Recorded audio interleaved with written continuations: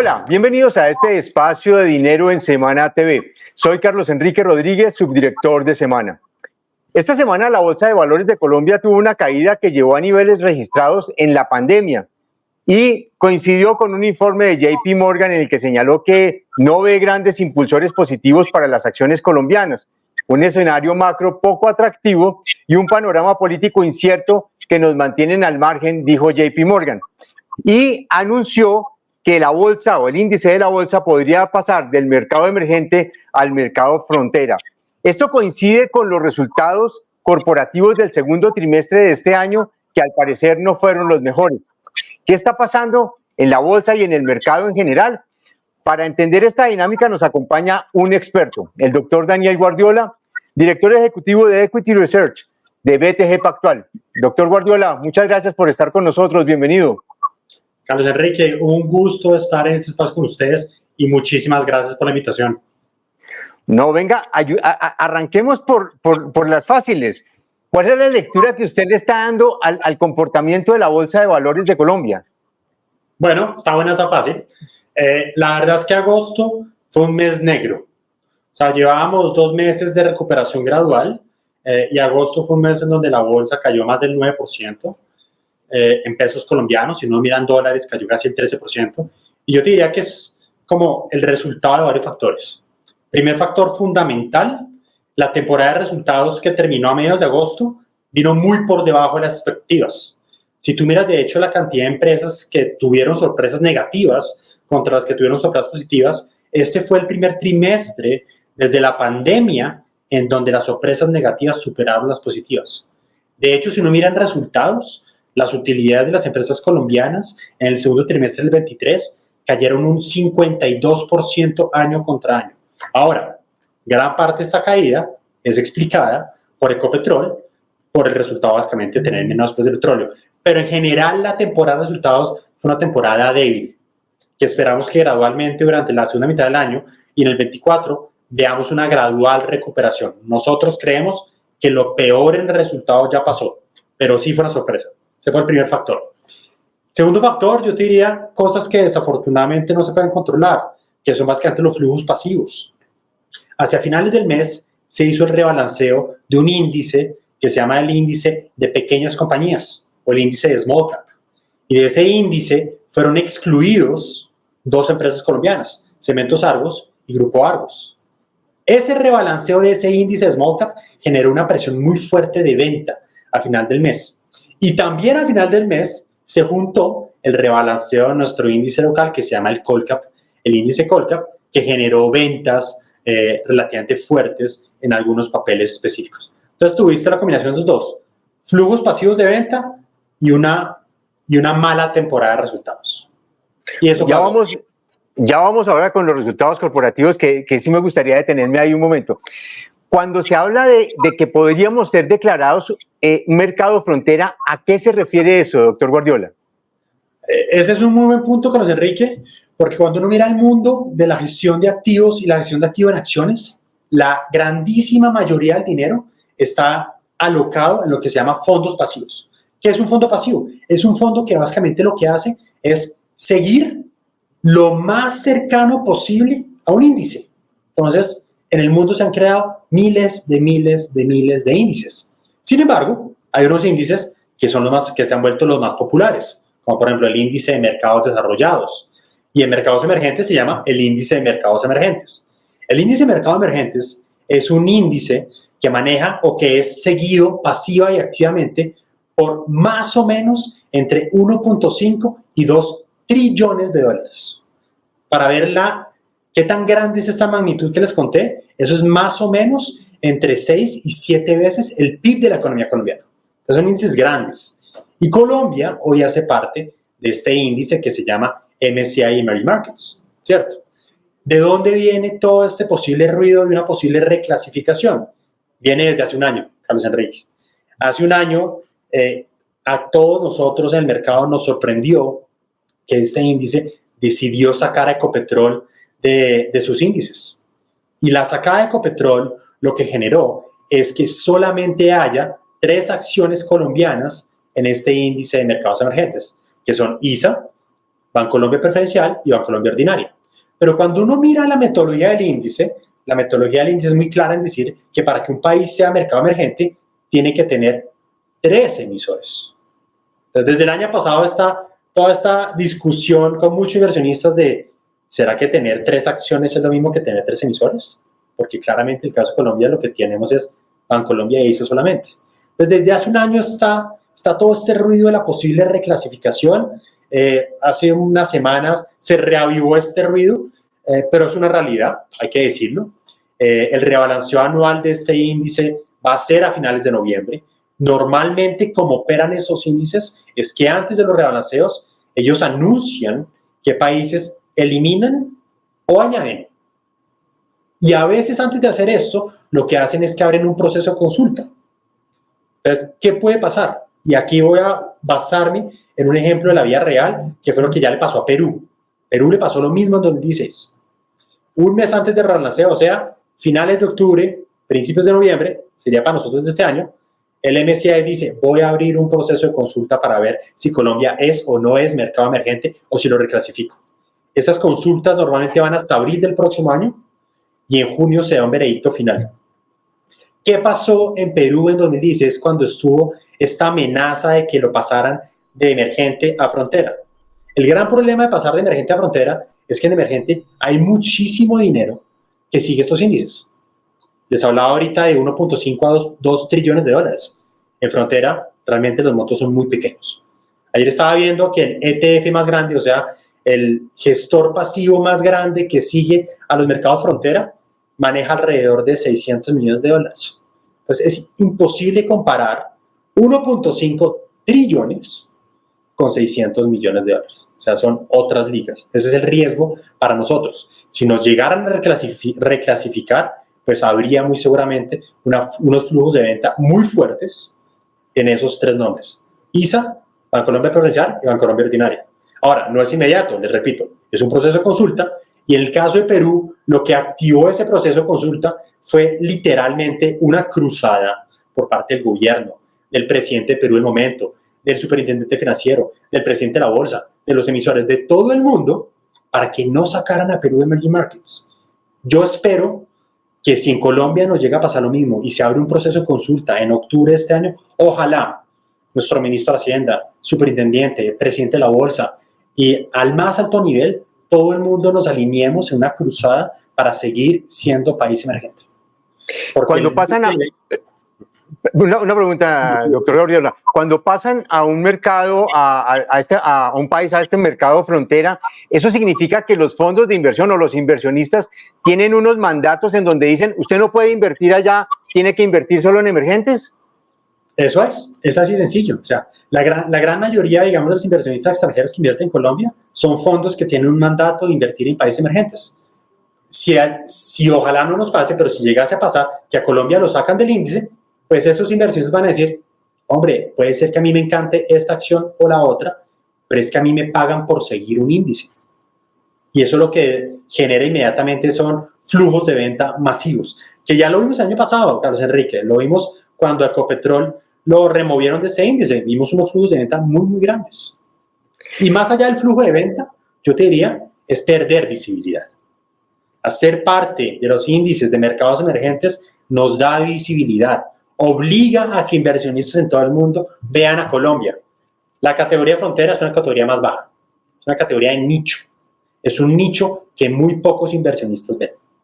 Entonces realmente sería neto negativo para Colombia. Y ojalá, de nuevo repito, si este proceso de consulta pasa, ojalá en Colombia haya una cruzada liderada por todos los actores relevantes, la superintendencia, el ministro de Hacienda, presidente de la bolsa, el mismo presidente, para que ojalá no nos hagan esa reclasificación. Pero ese es el miedo actual. ¿Por qué mientras el dólar empezó a ajustarse y a recuperar terreno después de lo perdido en elecciones, esos picos y esa volatilidad que hemos visto, por qué las acciones no han podido hacer lo mismo? Fíjese, Carlos Enrique, que es muy interesante que en Colombia tuvimos una reacción muy fuerte del dólar y de tasas de interés, y después lo que vimos este año, hemos visto un rally del peso, rally de tasas de interés, y en acciones, ¿qué pasó? No pasó. No, en acciones no pasó. En acciones no hubo rally. En acciones fue todo lo contrario. Somos el único país de Latinoamérica en donde su mercado accionario está en terreno negativo este año. Entonces, ¿qué ha pasado? ¿Por qué ese rally no se transformó en acciones? Yo les diría, porque principalmente ese rally ha sido un rally político, de menor riesgo político o menor percepción de riesgo político, ¿vale? Las tasas de interés siguen altas. El hecho que las tasas de interés sigan altas genera desincentivos para invertir en acciones, por una muy sencilla razón. Con los CDTs, con tasas de papeles de renta fija en niveles de 2 dígitos, 12, 13, 14, 15%, pues muchos inversionistas dicen, hombre, de pronto no es necesario meter más riesgo e invertir en acciones. Mejor sigo con CDTs. Ahora, cuando las tasas de interés caigan, va a ser el efecto contrario. Pero eso solo lo preveemos para el año que viene.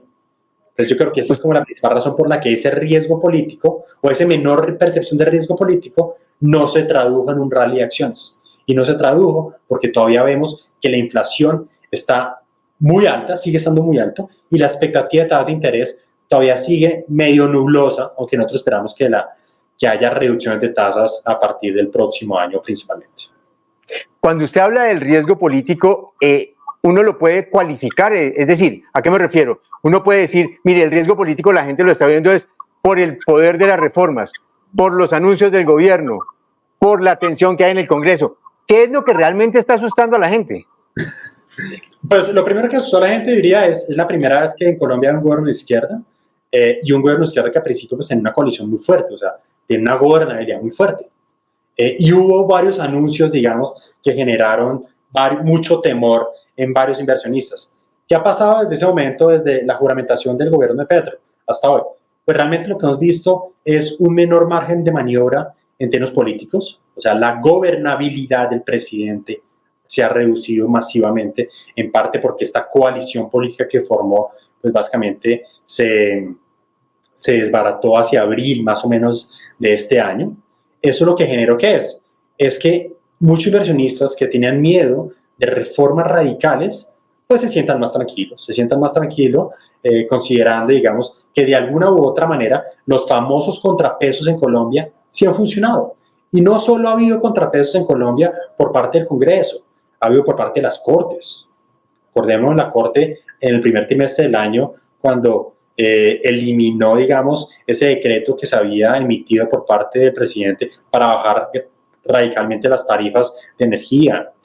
Ha habido también contrapesos por parte de la sociedad, de otras instituciones, de los empresarios. Entonces, esa sensación que sí hay contrapesos en Colombia, yo creo que ha mejorado la percepción de riesgo político, que es similar a otros países de Latinoamérica que también tienen gobiernos de izquierda. Mira, por ejemplo, el caso de México con AMLO, Chile con Boric, año corrido, bueno, Brasil con Lula. O sea, realmente estamos en una nueva ola rosa, por así decirlo, en donde las principales economías de la región tienen gobiernos de tintes de izquierda. Pero eso no ha significado que sus mercados de acciones todos hayan sido negativos. No, por el contrario, el único ha sido Colombia. Esa es la verdad. El único ha sido Colombia. México ha sido uno de los mejores mercados de desempeño en todo el mundo. Más allá de AMLO, ¿por qué? Por una mega tendencia que es el famoso nearshoring y básicamente la reindustrialización de México para satisfacer el mercado estadounidense. Pero eso yo diría que es un poco, digamos, como el mercado ve la percepción de riesgo político, que creo que en Colombia ha reducido bastante. Necesitamos que las tasas de interés caigan. Se me adelantó un poco a la siguiente pregunta, pero se la voy a hacer. Y es, ¿por qué mercados como el chileno que tiene a Boric o Perú que está en semejante crisis política tienen mejores resultados en su mercado de acciones que Colombia, que si bien hay tensiones políticas y es un gobierno de izquierda también, pues no presenta los mismos resultados? Mira, para mí principalmente yo veo es inflación. Si uno mira la inflación en México, en Chile, en Perú, en Brasil, es una inflación que hoy está en un dígito. Y es una inflación que realmente vemos señales claras que está convergiendo hacia el rango meta de los bancos centrales.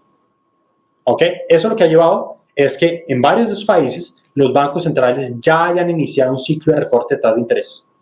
¿En Colombia en qué estamos? En Colombia la inflación sigue estando por encima de 2 dígitos. Estamos hablando de inflación por encima del 11%. Una inflación que aunque ya tocó pico, hombre, la reducción de la inflación se ve bastante difícil o bastante pegajosa, como dirían algunos inversionistas. ¿Eso qué nos quita? Nos quita visibilidad de reducción de tasas de interés. Entonces, en la medida en que se incremente, ojalá, la visibilidad que el Banco de la República va a empezar un proceso de reducción de tasas de interés, eso se debería ver reflejado en el mercado accionario también, generando incentivos para invertir. Primer punto, yo te diría. Segundo punto, que no hay que desconocer, es que desafortunadamente Colombia, la liquidez del mercado de acciones ha caído muchísimo. Entonces, cuando uno mira las valoraciones de muchas de esas acciones que hacen en Colombia, pues son realmente valoraciones de precios deprimidos, porque desafortunadamente no estamos teniendo un comprador marginal que diga, wow, es que una bolsa, un país de acciones negociándose a 5 veces utilidades es una ganga. No lo hemos visto.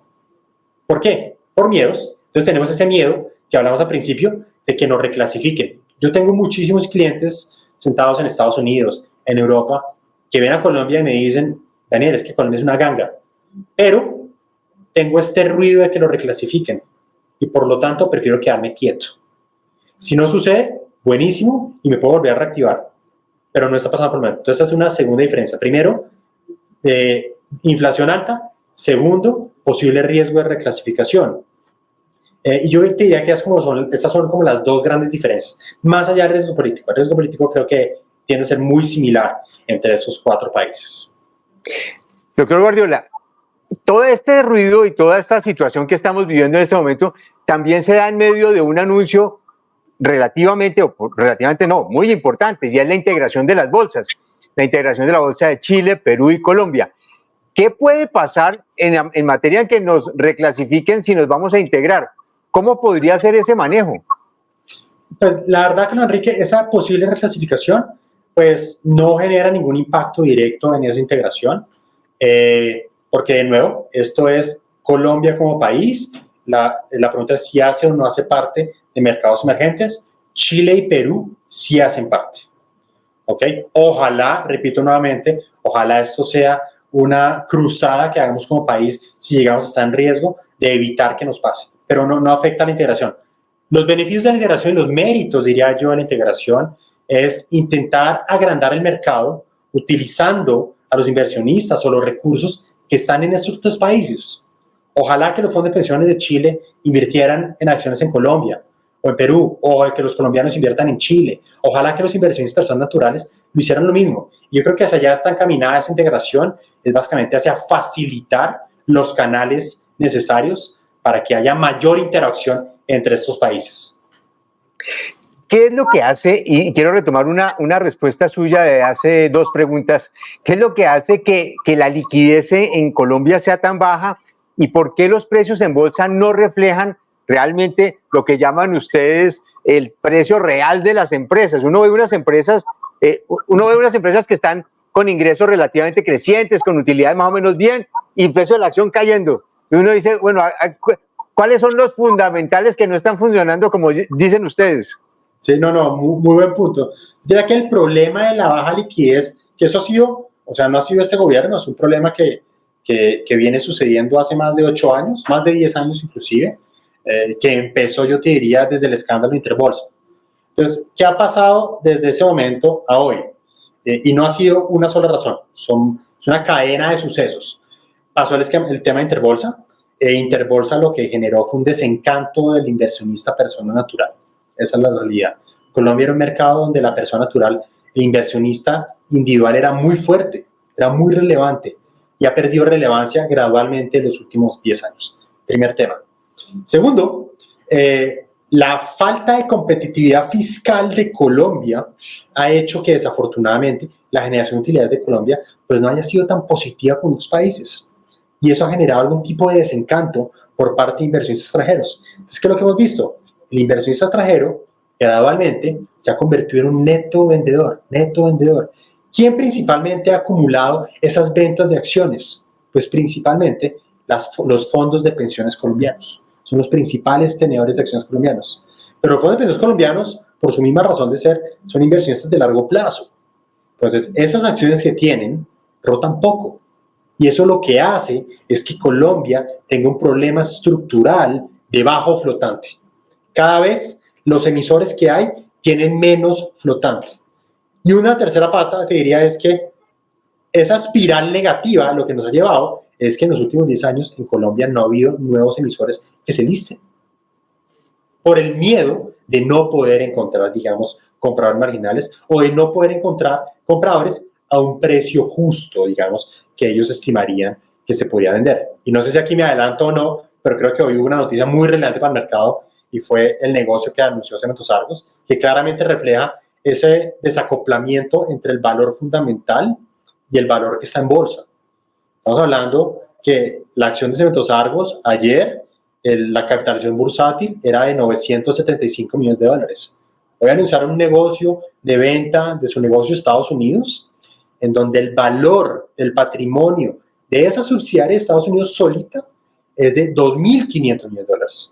Entonces, solo ese negocio vale más o menos 2.5 veces lo que el mercado en Colombia cree que vale todos los negocios en Argos. Eso te muestra ese desacoplamiento entre los fundamentales y los precios de acción. ¿Y qué te pasa? Es la espiral negativa de liquidez. Necesitamos incentivar más inversionistas en Colombia. Necesitamos incentivar que ojalá el flotante se empiece a desbloquear. Ojalá que ese flotante que está atrapado en muchos fondos de pensiones se empiece a desbloquear vía mandatos, en otros asset managers, etc. Y eso le dé más dinamismo a las acciones que están flotando pues, en bolsa. Miremos, doctor Guardiola, los resultados del segundo trimestre de corporativos. Y uno, pues obviamente, cuando empieza a mirar y un poco el anticipo que usted nos dio de la caída en las utilidades y demás, uno ve, pues obviamente coincide con los muy malos resultados de la economía en el segundo trimestre de este año. Un crecimiento muy cercano a cero, donde todo el mundo está muy asustado de que soplan vientos de recesión y de que podríamos estar llegando ahí. ¿Cuáles fueron realmente esos resultados y usted qué destacaría de esos resultados? Mira, destaques, primero, utilidades cayeron 52%, año contra año, ¿vale? Gran parte de esa caída es Ecopetrol, porque pues de lejos es la empresa que más utilidades genera en Colombia, ¿vale? Segundo destaque, las sorpresas negativas nos sorprendieron o sobrepasaron por primera vez a las sorpresas positivas. Eso no pasaba desde la pandemia. Tercero, y ya mirando sector por sector, resultados del sector financiero claramente están mostrando los efectos de la desaceleración de la economía colombiana. Y lo que vimos en general en el sector financiero fue la cartera de crédito declinando, no desacelerándose, declinando. Vimos una, en general, presión en los márgenes por las tasas altas de interés, entonces márgenes más bajos. Vimos un deterioro generalizado de la calidad de cartera. Y esos tres factores lo que dan es que el sector financiero tuviera resultados bastante malos. Y el sector financiero representa aproximadamente un 50% de la bolsa. Siguiente destaque, petróleo. El precio del petróleo año contra año está muchísimo más bajo. Acuérdense que el año pasado teníamos ese super rally del precio del petróleo, en parte por la guerra de Rusia en Ucrania, y lo que vimos en la primera mitad de este año fue una corrección de ese rally del precio del petróleo. Entonces tuvimos las utilidades de Ecopetrol que cayeron muy fuerte.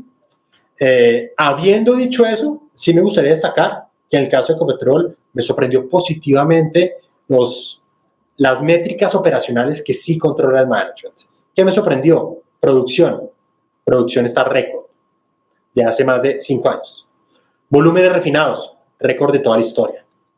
¿Qué me sorprendió? Estructura de costos. A pesar de la presión inflacionaria, la lograron contener. Entonces yo diría que en lo que la empresa controla, realmente hizo un buen trabajo. Y por eso nosotros, en el caso de Ecopetrol, y me gusta siempre decirlo a todos los inversionistas, vemos el vaso entre medio lleno y medio vacío. No, lo vemos vaso medio lleno, la verdad. Más allá de todos los ruidos reputacionales y de riesgo político que pueda haber. Sector cementero. Ya que el sector cementero, a pesar de la recesión, fue el sector de mejor desempeño en la temporada de resultados. Cementos Argos tuvo caídas de despacho de volúmenes de cemento en todos los mercados.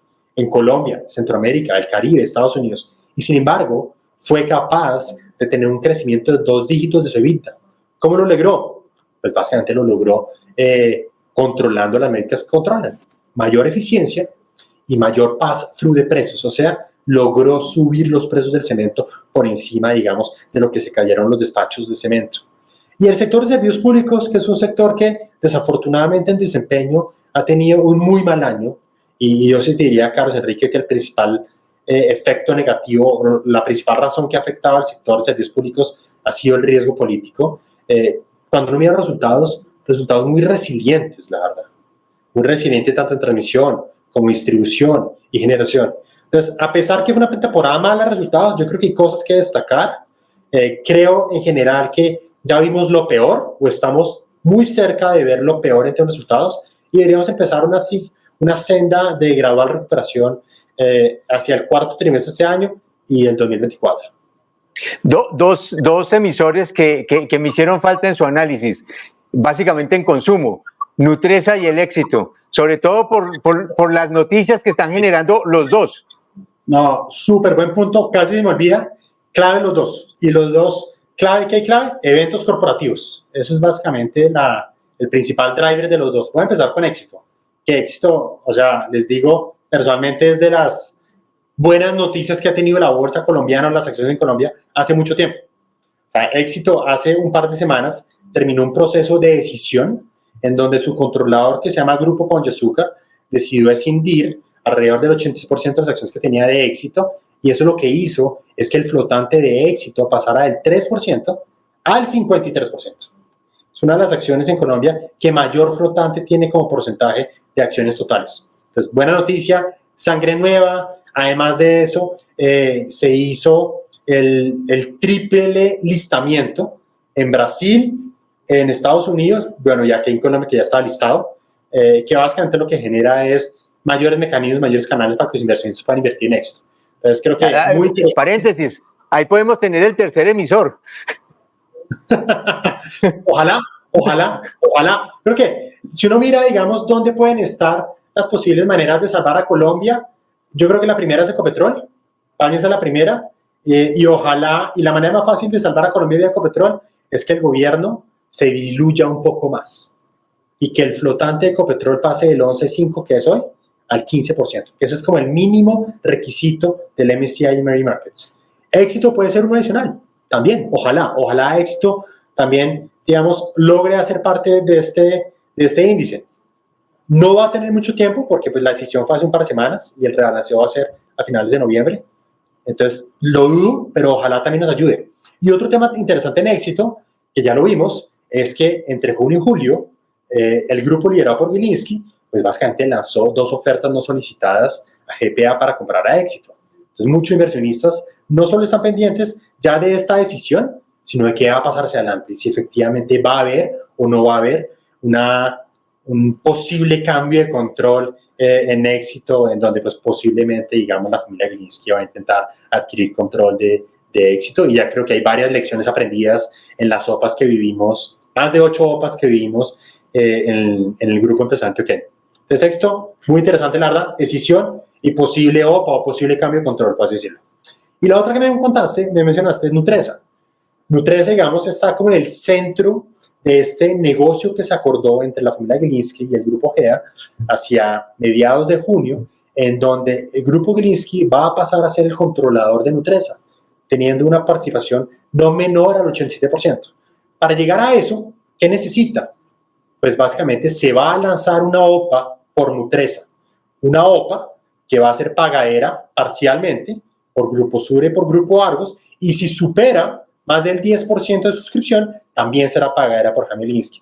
Es una OPA que el precio ya lo acordaron, ya lo anunciaron, es un precio cercano a $12 por acción, utilizando el tipo de cambio de hoy, estamos hablando de unos 48,000 pesos. Entonces creo que también ahí va a haber un evento corporativo interesante donde muchos inversionistas van a estar pendientes de qué pasa. Esa OPA nosotros creemos que de pronto pasa este año, de pronto pasa hacia diciembre, pero creo que lo más probable es que esta OPA va a ser en el primer trimestre del 2024. Para terminar, doctor Guardiola, ¿qué está viendo para el cierre de este año? ¿Cómo está viendo este segundo semestre? ¿Ya pasamos lo más oscuro? Yo creo que sí, pero puede ser que tengamos un trimestre adicional difícil en términos de resultados antes de empezar una senda de recuperación. Tengamos en mente algo que de pronto muchos inversionistas están, yo diría, subestimando en este momento, y es que hemos tenido un rally de precios de petróleo en los últimos 2-3 semanas. El precio del petróleo ya se está acercando a $90, y eso para Colombia, así no seamos un país petrolero, pues somos petróleo dependientes, y eso es un muy buen driver para Colombia.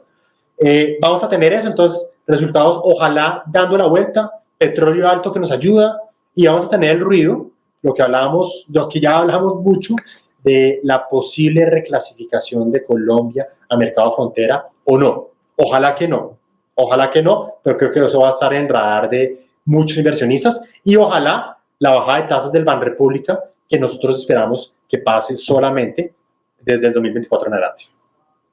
Doctor Guardiola, muchísimas gracias por esta explicación, por ayudarnos a entender qué es lo que está pasando en el mercado de valores de Colombia y por mirar las proyecciones de lo que podría venir. Mil gracias.